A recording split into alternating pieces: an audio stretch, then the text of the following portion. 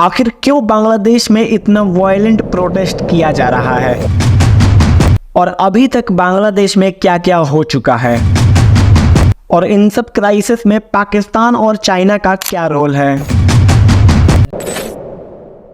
जय हिंद दोस्तों, आज की इस वीडियो में हम हाल ही में हुए बांग्लादेश क्राइसिस के पूरे इवेंट को फैक्ट के साथ समझने की कोशिश करेंगे। और मेरा नाम है अमन यादव और मैं ऐसी इंफॉर्मेशनल वीडियोस बनाता रहता हूं। बिना किसी देरी किए चलो शुरू से शुरू करते हैं। सबसे पहले तुम ओवरव्यू देख लो कि हाल ही में बांग्लादेश में हुआ क्या है। तो जैसा कि तुम्हें पता होगा कि 4 अगस्त को बांग्लादेश की आर्मी ने अपने प्राइम मिनिस्टर शेख हसीना को 45 मिनट का टाइम दिया देश छोड़ने के लिए, जिसके बाद उन्होंने अपने पद से इस्तीफा दिया और बांग्लादेश से सीधा फ्लाइट पकड़ के दिल्ली के हिंडन एयरबेस पे लैंड किया। जिसके बाद शेख हसीना हमारे national security adviser Ajit Doval और नरेंद्र मोदी से भी मिलती हैं। अब दोस्तों इस इवेंट का रीजन माना जा रहा है बांग्लादेश का मैसिव प्रोटेस्ट। और दोस्तों ये बात है प्रोटेस्ट वाले दिन, जिसमें लाखों की संख्या में प्रोटेस्टर्स इस्तीफा मांग रहे थे प्राइम मिनिस्टर से और अपने प्राइम मिनिस्टर के हाउस की ओर काफी वायलेशन के साथ बढ़ रहे थे। जिस प्रोटेस्ट में ये देखा गया कि इन प्रोटेस्टर्स ने बांग्लादेश के फाउंडर शेख मुजीबुर रहमान की मूर्ति तोड़ी और उनके मॉन्यूमेंट्स को भी डिस्ट्रॉय कर दिया। और ये शेख मुजीबुर रहमान कोई और नहीं बल्कि पिता थे शेख हसीना के। इनफैक्ट दोस्तों इस प्रोटेस्ट में ये भी देखने को मिला कि जो प्रोटेस्टर्स थे वो खुद की पार्लियामेंट में घुस के तोड़फोड़ कर रहे थे। और ये प्रोटेस्ट इतना वायलेंट हो गया कि इन प्रोटेस्टर्स ने अपने एक्स क्रिकेटर माशराफ मोर्तजा का घर जला दिया, सिर्फ इसलिए कि वो एक MP थे आवामी लीग पार्टी के, जो कि शेख हसीना की पार्टी थी। तो आप इस तरीके से समझ सकते हैं दोस्तों कि बांग्लादेश में जो प्रोटेस्ट हुए हैं वो कितने वायलेंट हुए हैं। और इस वायलेंस को वहां की पुलिस कंट्रोल नहीं कर पा रही थी, ना ही वहां की आर्मी करना चाह रही थी। और दोस्तों इस प्रोटेस्ट में ऑफिशियली लगभग 100 लोगों की डेथ हो गई है, जिसमें से 14 पुलिस वाले हैं। लेकिन दोस्तों एक्चुअल में ये डेथ 500 से लेकर 600 तक पहुंच चुकी है। साथ ही बांग्लादेश में जो हिंदूज रहते थे उनके ऊपर भी काफी अत्याचार देखने को मिला है। कईयों का घर जला दिया गया तो कईयों की हत्या कर दी गई। और इस प्रोटेस्ट के बाद बांग्लादेश के आर्मी चीफ जनरल वाकर उस जमान ने अनाउंस किया कि अब बांग्लादेश में एक इंतरिम गवर्नमेंट बनाई जाएगी, जिसके बाद एक नया प्राइम मिनिस्टर चुना जाएगा। कई खबरों में ये भी सुनने को मिल रहा था कि अब बांग्लादेश में आर्मी रूल आ जाएगा, लेकिन प्रोटेस्टर्स इनका रूल भी एक्सेप्ट नहीं कर रहे थे।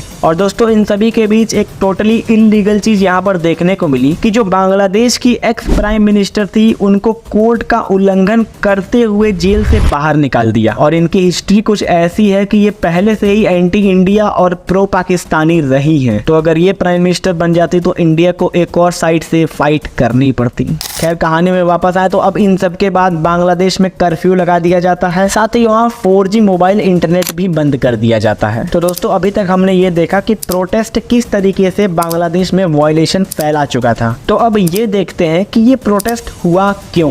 देखो फिलहाल बांग्लादेश की पॉपुलेशन लगभग 170 मिलियन यानी 17 करोड़ है, जिसमें से लगभग 1.5 करोड़ लोग अनएम्प्लॉयड है। लेकिन दोस्तों पिछले कुछ ईयर्स में बांग्लादेश की इकोनॉमी वर्ल्ड में फास्टेस्ट ग्रोइंग इकोनॉमी बनी है। अब वो ऐसे हुआ कि बांग्लादेश कपड़ों का एक्सपोर्ट करती है और पिछले कुछ समय में बांग्लादेश ने अपने खुद के बनाए कपड़ों का $40 बिलियन का एक्सपोर्ट किया है ग्लोबल मार्केट में। और दोस्तों इस सेक्टर में 4 मिलियन से ज्यादा एम्प्लॉय वर्क कर रहे थे। लेकिन दोस्तों ये इकोनॉमिकली ग्रोथ जो था वो एजुकेटेड यंगस्टर्स के लिए नहीं था, जिस कारण समाज में पहले से ही यूथ कम्युनिटी या कह सकते हैं स्टूडेंट्स भड़के हुए थे। लेकिन अभी भी प्रोटेस्ट शुरू नहीं हुआ था। लेकिन अब क्या हुआ कि बांग्लादेश के हाई कोर्ट ने 30% जॉब कोटास फ्रीडम फाइटर्स के वंशज को देने का रिजर्वेशन लागू कर दिया, जिसके बाद बांग्लादेश के यंगस्टर्स शेख हसीना से मिलकर इस रिजर्वेशन को रोकना चाहते थे। लेकिन शेख हसीना का एक स्टेटमेंट आता है जिसमें वो ये कहती हैं कि इसमें हाई कोर्ट का ऑर्डर है, इसमें मैं कुछ नहीं कर सकती। और अब दोस्तों इसके बाद बांग्लादेश में नॉन वायलेंस प्रोटेस्ट होना शुरू हो चुका था, जैसे कि हर कंट्री में होता है आमतौर पर। लेकिन दोस्तों अब शेख हसीना का फिर एक स्टेटमेंट आता है इन प्रोटेस्टर्स के लिए, राजाकार है। ये शब्द उन लोगों को रिप्रेजेंट करता है जो बांग्लादेश 1971 वॉर ऑफ इंडिपेंडेंस में पाकिस्तानी आर्मी के साथ मिल गए थे। इनडायरेक्ट ये कह सकते हैं दोस्तों कि प्राइम मिनिस्टर अपनी आवाम को देशद्रोह विद्रोह या गद्दार कह देती हैं, जिस कारण अब लाखों की संख्या में स्टूडेंट या कह सकते हैं प्रोटेस्टर्स रोड पे उतर चुके थे प्रोटेस्ट करने के लिए। और दोस्तों इस स्टेटमेंट के बाद बांग्लादेश का प्रोटेस्ट वायलेंस के रूप में बदलने लगता है धीरे धीरे। और दोस्तों बांग्लादेश की आर्मी ने 2009 में भी शेख हसीना की आवामी लीग पार्टी का सत्ता पलटने की कोशिश की थी, लेकिन इंडिया के सपोर्ट द्वारा ऐसा नहीं किया जाता है। और दोस्तों हमें कंफर्म मान लेना चाहिए कि अभी बांग्लादेश में करप्शन तो बहुत ज्यादा हो रहा है, जो कि ये बात खुद शेख हसीना अपने भाषण में भी कह देती है। अब दोस्तों जियोपॉलिटिक्स को ध्यान में रखते हुए यहाँ पर एक सवाल आता है कि क्या सही में इस बगावत में पाकिस्तान और चाइना का हाथ था? देखो यार, प्रामाणिक रूप से कोई भी नहीं कह सकता कि पाकिस्तान या चाइना ने अपने एजेंट को बांग्लादेश भेजा था प्रोटेस्ट में वायलेशन बढ़ाने के लिए। ये ऑफिशियली कोई नहीं कह सकता। लेकिन जब ये प्रोटेस्ट हो चुका, शेख हसीना को बांग्लादेश से बाहर निकाल दिया गया, तब इन दोनों कंट्रीज का रिएक्शन काफी खुशी वाला था। ये भी चाहते थे कि यहाँ सत्ता पलट जाए, क्योंकि शेख हसीना का रिलेशंस इंडिया से काफी बेहतर था और इंडिया अपना सबसे ज्यादा लैंड बॉर्डर शेयर करता है बांग्लादेश के साथ। तो अगर बांग्लादेश एक प्रो पाकिस्तानी कंट्री बन जाएगा तो आए दिन यहाँ पर भी आतंकवादी हमले देखने को मिलेंगे। लेकिन अब ऐसा कुछ नहीं होगा, ये सिर्फ हो सकने वाली बात थी।